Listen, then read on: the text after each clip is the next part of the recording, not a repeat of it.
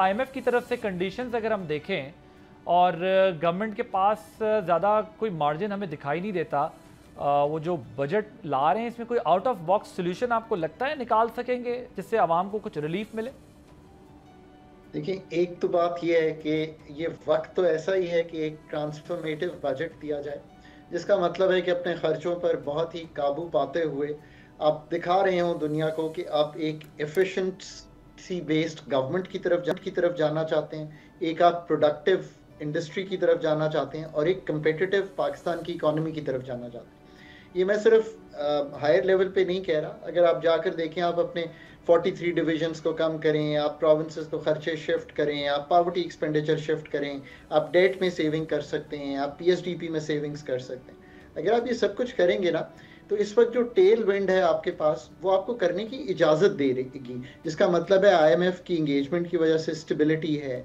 आपके पास एक आप एक कॉन्फ्लिक्ट से आ रहे हैं जिसमें आपको एक एज ए रिस्पॉन्सिबल नेशन समझा जा रहा है। अगर आप ये सब कुछ करेंगे तो फिर आपको रूम मिलेगा ना कि आप टैक्सेस की जो इस वक्त भरमार है आप पर, कंसल्टेंट्स पर, यानी कि सैलरीड और नॉन सैलरीड पर, मैन्युफैक्चरिंग पर, और जिस तरह हम नहीं ला पा रहे retail, wholesale, property, agriculture income tax को properly into the tax net, जिस तरह हम सेल्स टैक्स को कैप्चर नहीं कर पा रहे, कई जगह कलेक्ट कर पा रहे हैं पर कैप्चर नहीं कर पा रहे, जिस तरह हम इनडायरेक्ट टैक्सेशन को बढ़ा कर और विद होल्डिंग टैक्स को डायरेक्ट टैक्स इसको क्लियर करेंगे कि हम कैप्चर नहीं कर पा रहे, कैप्चर किस तरह नहीं कर पा रहे हम उसको?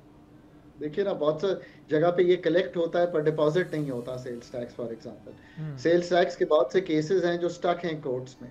हम अगर इसी को डिजिटलाइजेशन पर मूव कर जाएं, फॉर एग्जांपल आपने रास्त का क्यूआर कोड या डेबिट कार्ड या क्रेडिट कार्ड अगर यूज़ करने पे, मैं आपको एक एक बड़ा इकोनॉमिक बेस्ड थिंकिंग, जिसको इंसेंटिव पे कहूँ, लेट से कि आपको हम ये कहेंगे आप 18% जीएसटी पे करेंगे कोई साबुन खरीदने पर, अगर आप जाते हैं कैश में, और मैं कहूँ आप 10% पे करेंगे, 8% कम पे करेंगे अगर आप रास्त का क्यूआर कोड, जो कि इमीडिएट पेमेंट है, अगर आप बैंक का डेबिट कार्ड नहीं, आप क्रेडिट कार्ड के लिए क्वालिफाई करते, आसान अकाउंट भी अब तो खुल गए हैं, अगर आप ये सब कुछ लेट से, तो क्या आप 8% नहीं बचाएंगे? मैं तो जरूर बचाऊंगा। मैं अभी कहता हूँ कि जिन रेस्टोरेंट में मुझे छूट मिलती है, मैं वहाँ क्रेडिट कार्ड इस्तेमाल करता हूँ, कभी भी कैश नहीं इस्तेमाल करता। क्यों?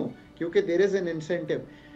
हम कहना ये चाह रहे हैं कि इतना बड़ा टेल विंड पाकिस्तान को ना 78 ईयर्स में नहीं मिली। वो काम करने की एक तो अदराक है, एक पाकिस्तान की एक मैक्रो स्टेबिलिटी है, और दुनिया जो है जिसमें डिफेंस में ये देखा कि आप ये कैपेबिलिटी बिल्ड कर सकते हैं, अब इस चीज़ की ख्वाहा है कि आप इकोनॉमिकली भी ये कैपेसिटी जो है, कैपेबिलिटी जो है वो बिल्ड करें। अब अगर आप अभी भी मैन्युफैक्चरिंग पे या ये जो सैलरीड नॉन सैलरीड हैं इन पे टैक्स की शरह को कम नहीं करते, मसलन एक मिसाल देता हूँ, आसान लफ्ज़ों में समझ आ जाए। लेट से आप 60,000 रुपये कमाते थे महाना, और आप पे 10,000 यानी कि महाना जो है उस पर शायद 5% हमने या 2.5% टैक्स लगाया हुआ है। आप इसको इस तरह सोचिए, अब आप 60,000 से जो खरीदते थे आज से 3 साल पहले, आप अब जाएं तो एक्स गुड्स नहीं, एक्स माइनस वाई खरीदेंगे। आपकी परचेजिंग पावर टूट गई है ना। तो दुनिया भर में जब हम एडवाइस करते हैं तो हम ये कहते हैं कि आप ये जो बेसिक छूट है इसको बढ़ाएं, इन्फ्लेशन इंडेक्स करें, तो इसको तो कम से कम आज 75-80 हज़ार कर देना चाहिए। यार आईएमएफ जो है, क्या वो उसी यूनिवर्सिटी से नहीं इकोनॉमिक्स की पीएचडी करके आया बंदा जिससे हम करके आए हैं? वो समझता है ना कि एक परचेजिंग पावर टूट गई है। पर आपने दूसरी तरफ ये कहना है कि मैं अपना खर्चा भी कम कर रहा हूं अगर मैं ये छूट दे रहा हूं।